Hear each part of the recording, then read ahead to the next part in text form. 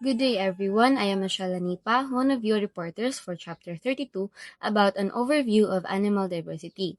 Today, we will be discussing what makes animals such efficient consumers, as shown through their diverse feeding strategies.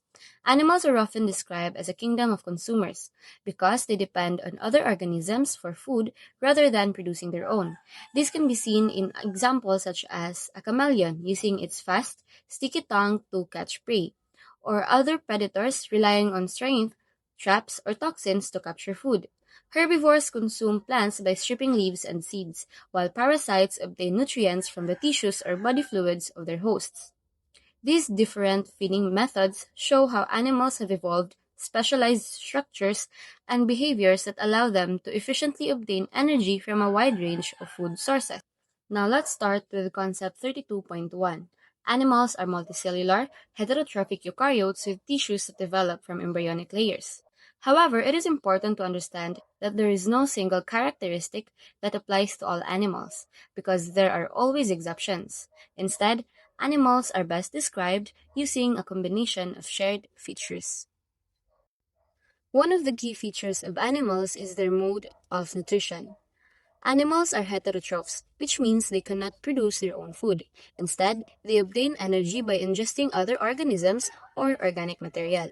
This is different from plants, which are autotrophs that produce their own food through photosynthesis. Fungi, which absorb nutrients after digesting food outside their bodies. In contrast, animals ingest food and digest it internally using enzymes. This is important because internal digestion allows more efficient processing of food, which supports more complex body systems.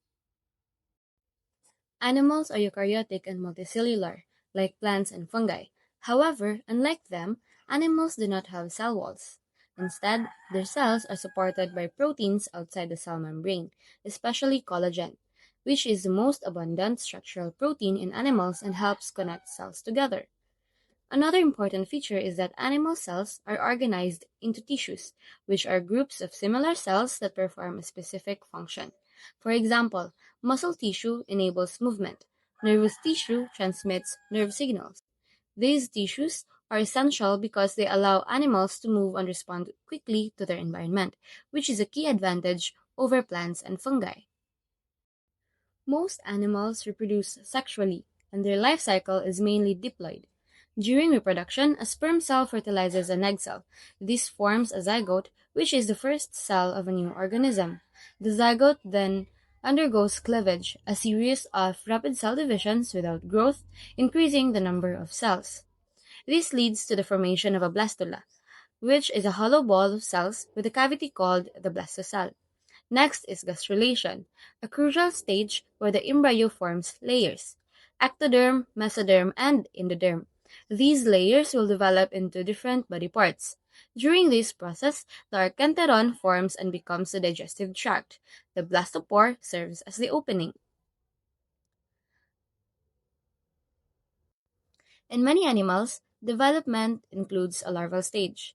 A larva is an immature form that looks different from the adult, may live in a different habitat, and eats different food. For example, mosquito and dragonfly larvae live in water, unlike their adult forms.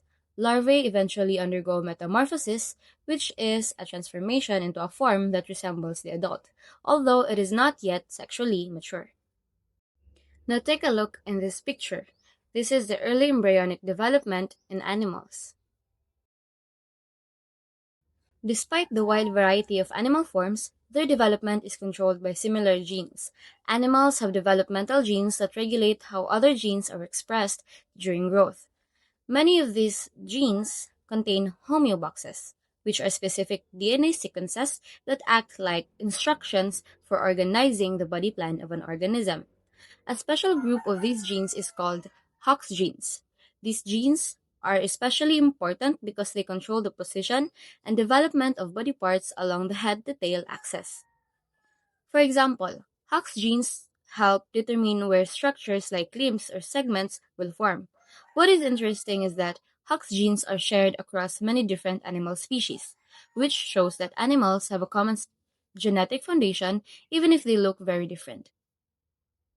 Again, Animals are defined by a combination of characteristics. They are multicellular heterotrophs, they ingest and internally digest food, they have specialized tissues, and they undergo complex development controlled by genes. Together, these features distinguish animals from other groups like plants and fungi. Now, this leads us to some important questions. If animals share similar genes, why do they look so different? How did simple organisms develop into complex animals with tissues and organs? And what processes shaped animal diversity over time? These questions help us understand that animal diversity did not happen instantly. And this brings us to our next concept. Good day, everyone. Today's discussion will be about the history of animals, from their early origins up until the modern era. Let's get started. Animals have a very long history, with their diversity developing over the last billion years.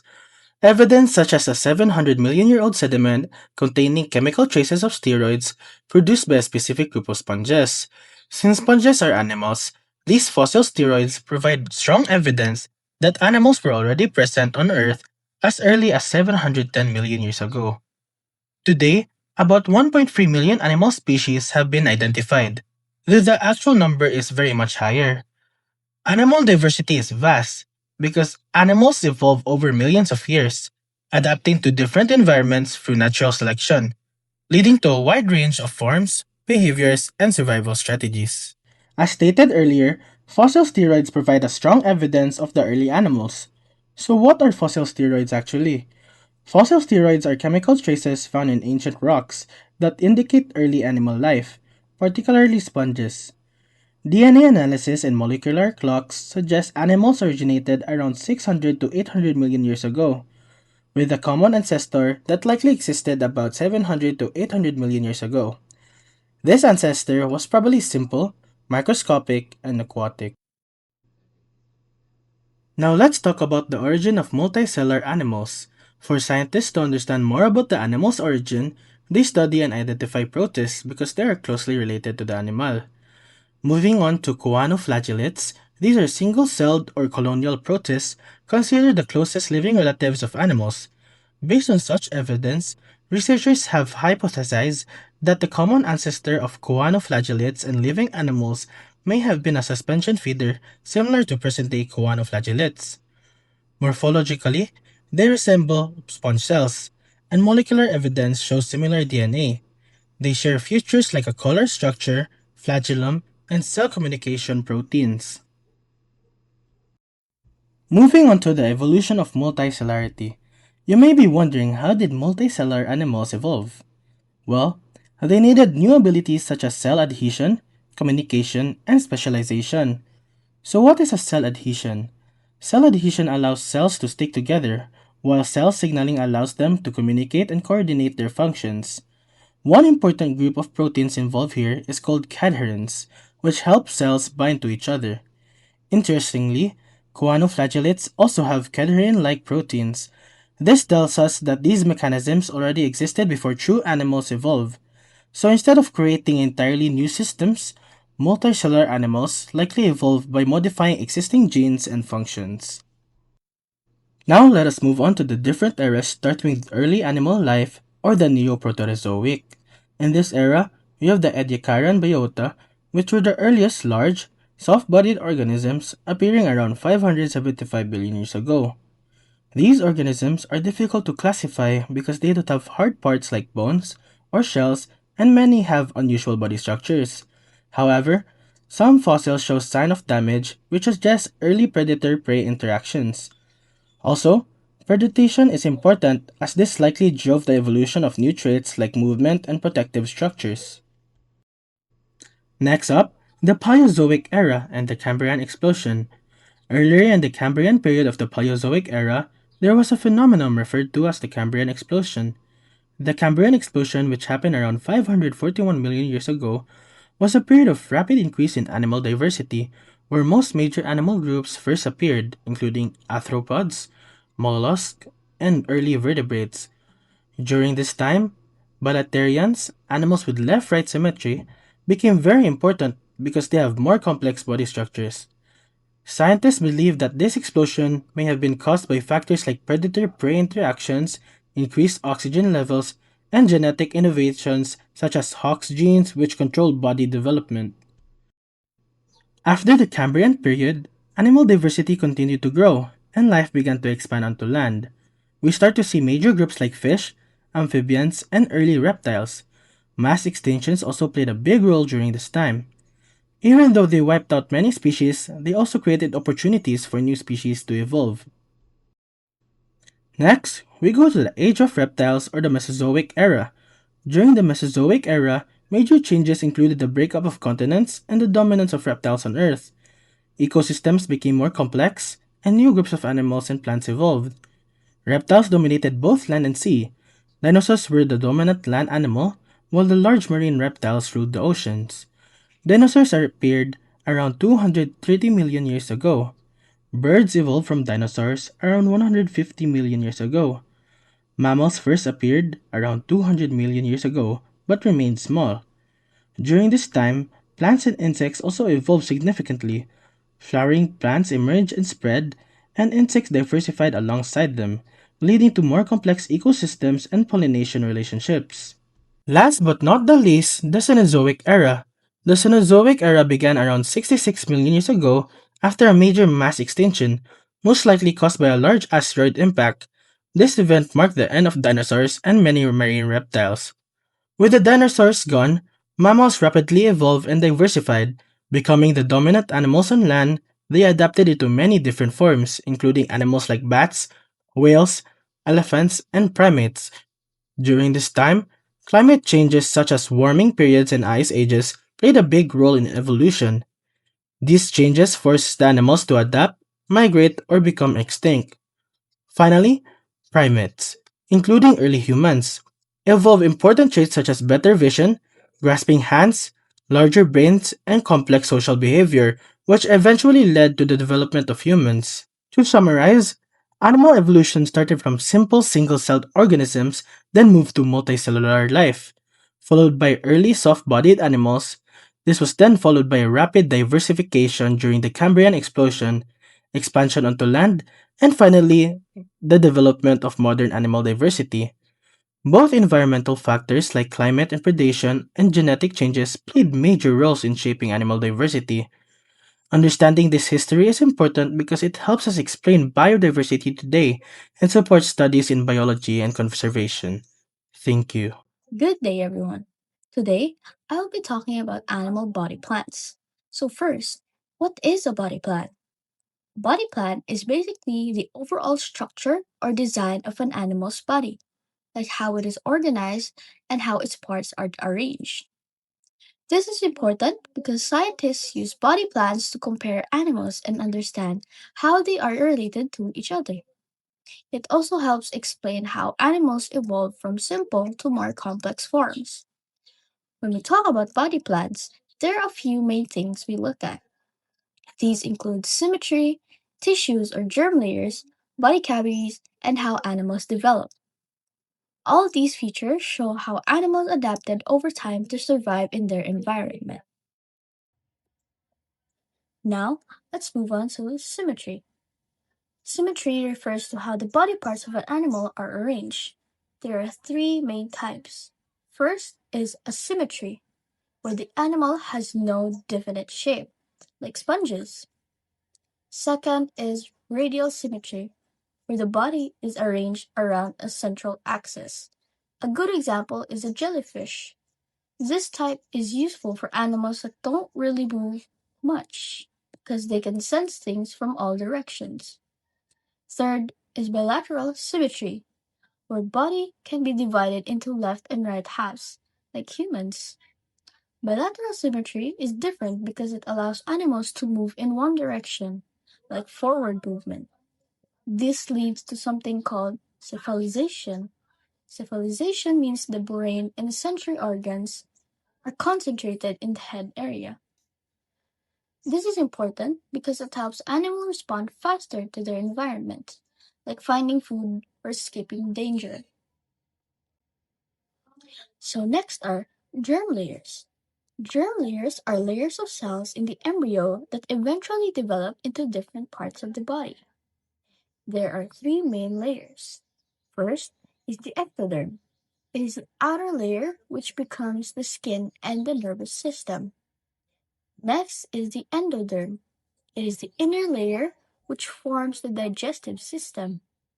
And lastly, the mesoderm, which is the middle layer that develops into muscles and internal organs. So some animals are diploblastic, which means they only have two layers, the ectoderm and the endoderm. Others are triploblastic, meaning they have all three layers, including the mesoderm. Triploblastic animals are more complex because of that extra layer. The mesoderm allows them to develop organs and muscles. Now, let's talk about body cavities, or the coelom. The coelom is a fluid-filled space inside the body between the digestive tract and the body wall. There are three types: acoelomates, pseudocoelomates, and coelomates. Acoelomates doesn't have a body cavity at all. Pseudocoelomates have a cavity, but it's not fully lined. And coelomates have a true coelom that is completely lined by mesoderm. There are other triploblastic animals that have a hemocele, a body cavity that forms between the mesoderm and the endoderm. Having a true coelom is important because it protects the organs and allows them to move independently. It also helps animals become more complex, and in some cases, it even helps with movement by acting like a support system. Next is embryonic development. This is the process of how an embryo develops into a full organism. Animals are grouped into protostomes and deuterostomes. In protostomes, the first opening in the embryo becomes the mouth, while in deuterostomes, it becomes the anus.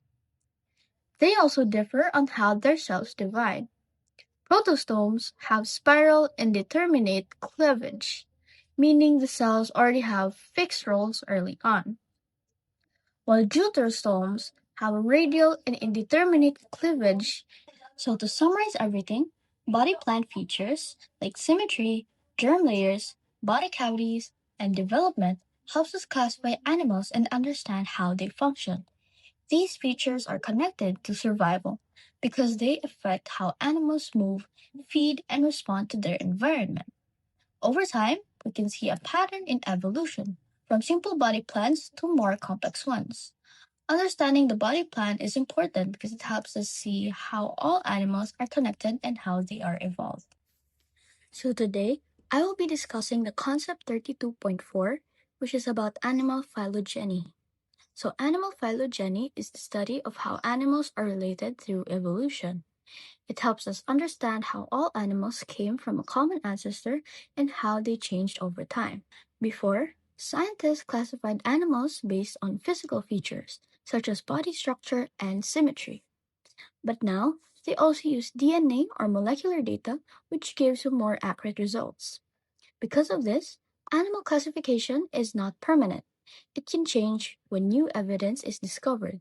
This shows that science is always improving. One important idea is that all animals share a common ancestor. This means that millions of years ago, animals came from one original life form. Over time, evolution happened, and animals developed different traits. This led to the diversity of animals that we see today. Sponges are considered the earliest group of animals. They are very simple because they do not have true tissues or organs. Because of their simple structure, scientists believe they were the first to branch off from other animals. Another important part of animal phylogeny is grouping animals into clades, or group with common ancestor. First, we have Eumetazoa. Eumetazoa includes animals with true tissues, and most animals belong to this group except for sponges. Next is Bilateral, a major group under Eumetazoa. Most animal phyla belong to Bilateral. These animals have bilateral symmetry, meaning they have left and right sides. Bilateral animals are also more complex and usually have three tissue layers. There are three major clades of bilateral animals. First is Deuterostomia, which includes humans and other vertebrates. Next is Ecdysozoa, which includes molting animals like insects. Lastly, Lophotrochozoa includes flatworms and mollusks. These groups are based on their development in DNA, which helps scientists understand their evolutionary relationships. However, there is still a debate about the Tenephora, or comb jellies. Some DNA studies suggest that they might actually be the first animals instead of sponges. This is surprising because ctenophoras are more complex. This shows that scientific ideas can change as new evidence is discovered. Another group is Acola, which are simple flatworms. They might be among the earliest bilateral animals, meaning animals with left and right sides. However, scientists are still unsure whether they belong in the animal family tree. Studying animal phylogeny helps us understand the history of life and how all animals are connected. It also shows that classifications are always being updated as new discoveries are made.